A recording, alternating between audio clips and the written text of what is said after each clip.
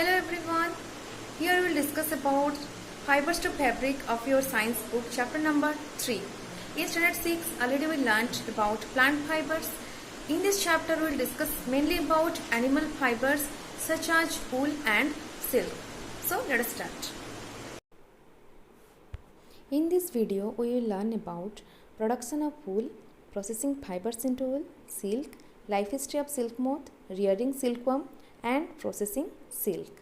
Mainly we will discuss about animal fibers, that is wool and silk. So how, from where we get wool? Wool is obtained from animals like sheep, yak, goat, alpaca, camel, and wool is acquired from the fleece or hair of these animals. They have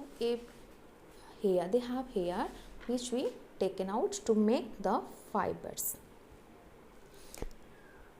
And these wool eating animals have bear hair on their body, so these hair are taken out to make fibers. So mainly these are in the figure you can see these are the wool yielding animals. Next is that they have two types of fibers in their body. First one is coarse beard hair and second one is fine soft under hair. The fine hair provide the fibers for making wool. So for that we have to do selective breeding. Selective breeding means what? The process of selecting parents of obtaining special characters in their offspring, such as soft under hair in the sheep. For that we need to cross selected parents to get the offspring. To get desired qualities in their offspring is known as selective breeding. From this process we get good quality of sheep, those who have very fine hairs. These are some Indian breeds. Lohi, which is found in Rajasthan and Punjab, Rampur found in Uttar Pradesh, Himachal Pradesh, Nali found in Rajasthan, Haryana, Punjab, Bakharwal found in Jammu and Kashmir and it is used for woolen shawl, Marwari, Patanwadi found in Gujarat, and they have a coarse wool and for Waziri wool qualities. Lohi is very good quality. Lohi has very good quality of wool which is mainly found in Rajasthan and Punjab. Rampur Busari has brown fleece. So these are the famous Indian breeds. And one more thing is that the underfur of Kashmiri goat is very soft. It is woven into fine shawls called Pasimana shawl. Just you need to remember that the underfur of the Kashmiri goat is very soft and that is used to make fine shawls. Next, how we can get the fibers from this fleece? We have to follow certain process. First step is shearing. This is the process of removing the fleece of sheep along with thin layer of skin. As you can see from the figure, by the help of a machine, these people shear or remove the fleece of the sheep. Do you think it will hurt the sheep? Definitely no, because whenever you have a haircut, does it hurt you? No. So it will also not hurt. The uppermost layer of the skin is dead. That's why it will not hurt. Machines are used to do the shearing processes and this hair is removed during the hot weather generally. This enables sheep to survive without their protective coat of hair. And the hair provided woolen fibers which further processed. This is the second step, scoring. In this process, the sheared skin is thoroughly washed in the tanks to remove grease, dust and dirt. Nowadays this is also done in machines. So all these dust particles are removed. Step 3, sorting.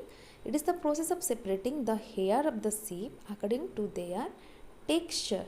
The hairy skin is sent to a factory where hair of different texture are separated or sorted.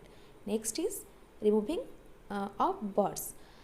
These are the same burrs which sometimes appear on your sweater. Okay, these small floppy fibers called burrs are picked out from the hair. You can see from the figure these burrs are removed. Next is coloring of wool fibers. Generally sheeps are of black, brown or white. So how does we get variety types of color, variety colors of sweater and all these things. This is by the coloring of wool fibers. These fibers are dyed in different colors so that we get different colored fibers, and from that fabric is prepared. The last step, rolling of wool. In the last step, the fibers for wool are straightened, combed and rolled into yarn. The longer fibers are made into wool for sweaters, and the shorter fibers are spun and woven into clothes. So mainly we discussed 6 processes. First one is shearing, scoring, sorting, cleaning of birds, dyeing and rolling. Rolling is the last step. By following these 6 processes, we can get fibers into wool. Third is next is occupational hazard. Occupational hazard, as its name suggests, those risks which faced by worker in any industry is known as occupational hazards. So sorters job, those who are doing sorters job in wool industry, they get infected by a bacterium called anthrax, which causes a fatal blood disease. This disease is known as sorters disease, which may lead to fatal death. This disease is very risky, very hazardous. Those which are doing, those who are sorting these fibers, they may affect it. Second animal fibers is silk. Silk is obtained from silkworm, and the breeding and raising of silkworm to get silk is known as sericulture. Sericulture is the process by which you can get.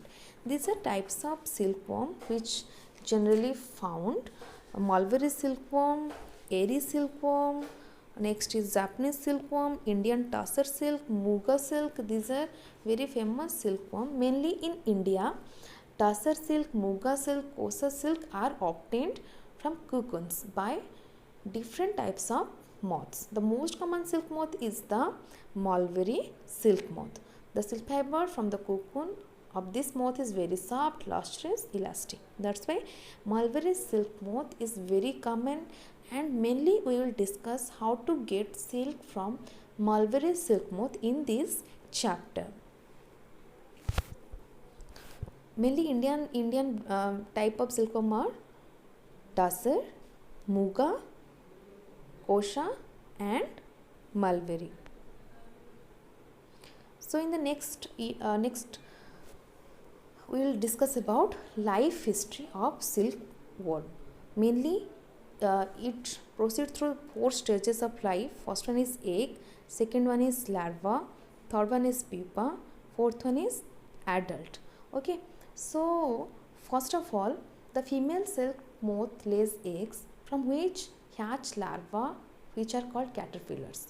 They grow in size, and when the caterpillar is ready to enter the next stage of its life history is called pupa.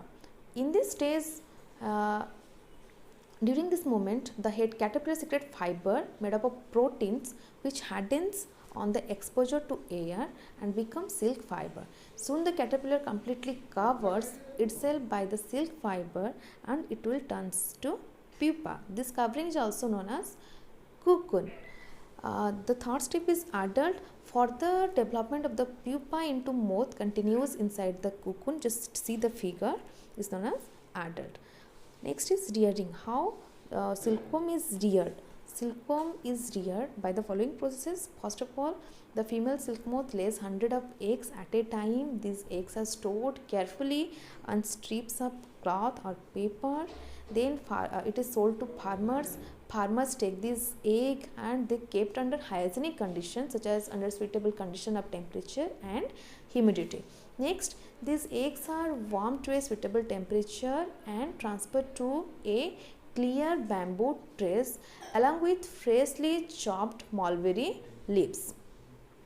After 25 to 30 days, you can see from the figure, after 25 to 30 days, the caterpillar stop eating and it will move into a chamber of the bamboo and it will spin into cocoons. Just see these cocoons.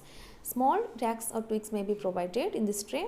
These cocoons inside which will develop the silk moth, and from the cocoons we can process it into silk fibers. So this is the whole process how it is reared. First of all, it will keep in a bamboo tray that egg, then it will with the with the along the chopped mulberry leaves it will eat, and it will form cocoons.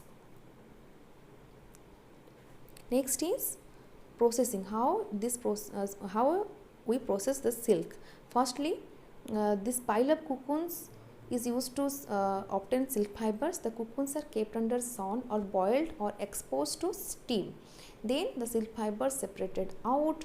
The process of taking out threads from the cocoon is known as reeling. Reeling of the silk. Next, reeling is done in special machines which unwind the threads or fibers of silk from the cocoon. Silk fibers are then spun into silk threads which are woven into silk cloth by weavers.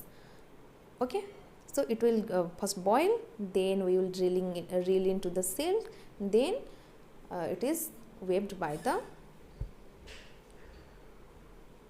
people. That's it for today. I think this video is helpful for you. Thank you.